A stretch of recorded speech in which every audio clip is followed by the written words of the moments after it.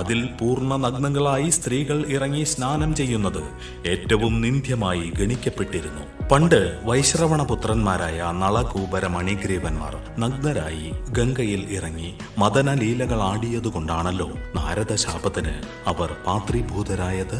പാട്ടും തുടിയും കളിയും തകൃതിയായി നടക്കുന്നതിനിടയിൽ കളിമാറാത്ത കണ്ണൻ സൂത്രത്തിൽ കരയിൽ വന്ന് ആരും കാണാതെ ആ ചേലകൾ മുഴുവനും വാരിയെടുത്ത് അടുത്തു നിന്നിരുന്ന ഒരു അശ്വത്ഥ മരത്തിൽ കയറി വസ്ത്രങ്ങൾ ഓരോന്നും ഓരോ കൊമ്പിൽ തൂക്കിയിട്ടു.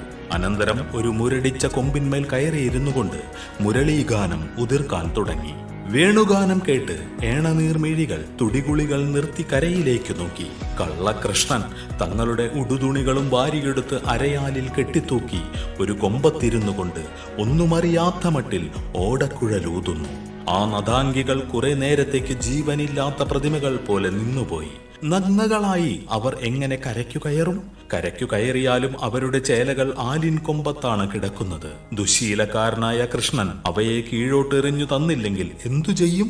ഒരു സ്ത്രീക്ക് പരിഹാസ്യമായ ഏറ്റവും വലിയ അപമാനം പൂർണ്ണ നഗ്നയായി പരപുരുഷന്മാരുടെ മുൻപിൽ പരസ്യമായി നിൽക്കുക എന്നുള്ളതാണല്ലോ. ഏതു ജന്മത്തിലെങ്കിലും കൃഷ്ണൻ തങ്ങളുടെ ഭർത്താവാകണമെന്ന് പ്രാർത്ഥിച്ചുകൊണ്ട് പാർവതീ പൂജ നടത്തിയതിന്റെ ഫലം അവർക്കിങ്ങനെയാണോ ലഭിച്ചത്?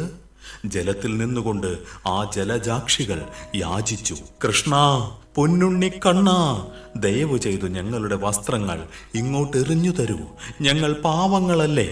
മുരളീധരൻ അതു കേട്ട ഭാവം വയ്ക്കാതെ പിന്നെയും മുരളീഗാനം മുഴക്കിക്കൊണ്ടിരുന്നു. ഇന്ദുമുഖികൾ ഇന്ദിരാരമണനോട് വീണ്ടും യാചിച്ചു, എന്റെ കൃഷ്ണ, ഞങ്ങളുടെ പുടവകൾ ഇങ്ങോട്ട് എറിഞ്ഞു തരൂ. എത്ര നേരമായി ഞങ്ങൾ ഈ വെള്ളത്തിൽ നിൽക്കുന്നു. എന്തേ കൃഷ്ണ ഞങ്ങളിൽ കരുണ തോന്നാത്തത്? ഞങ്ങൾ നിന്നെ എടുത്തു വളർത്തിയവരല്ലേ, പാലും വെണ്ണയും തന്നവരല്ലേ, നിന്റെ ഓടക്കുഴൽ നാദം കേൾക്കുമ്പോൾ ഓടിയണച്ചെത്തുന്നവരല്ലേ. പാലഞ്ചും പുഞ്ചിരി പൊഴിച്ചുകൊണ്ട് അഞ്ജിതഗാത്രൻ അരുളി ചെയ്തു, വെള്ളത്തിൽ നനയ്ക്കാതിരിക്കാനല്ലേ കൂറകൾ അഴിച്ചു കരക്കി വെച്ചത്? ഞാനിപ്പോൾ അങ്ങോട്ട് എറിഞ്ഞു തന്നാൽ അവ നനഞ്ഞു ചീത്തയാകുകയില്ലേ? ഇല്ല കൃഷ്ണ, ഞങ്ങൾ വെളുപ്പിന് കുളിച്ചപ്പോൾ നനച്ച ചേലകളാണ്. ഇനിയും നനഞ്ഞാലും വിരോധമില്ല. ഇങ്ങോട്ട് എറിഞ്ഞു തരൂ കൃഷ്ണ, ഞങ്ങളുടെ ഓമന കണ്ണനല്ലേ.